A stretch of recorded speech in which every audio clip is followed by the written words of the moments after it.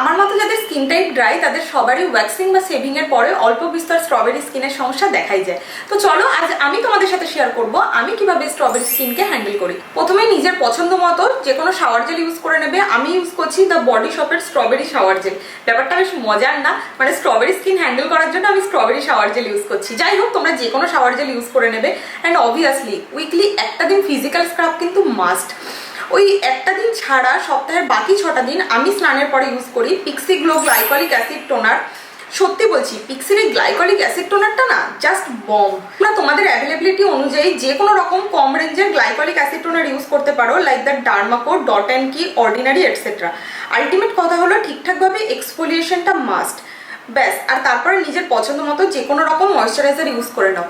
Waxing এর পরে ঠিকঠাকভাবে এই এক্সফোলিয়েশনটা করে যাবে আর স্কিনকে কোনো রকমভাবে ড্রাই রাখবে না। তাহলে দেখবে তোমরা ঠিকঠাকভাবে একদম এই স্ট্রবেরি স্কিন থেকে ছুটকারা পেয়ে যাবে। প্লিজ কমেন্ট লিঙ্ক, আমি সব প্রোডাক্ট লিঙ্কসগুলো ডেসক্রিপশন বক্সে দিয়ে দেবো।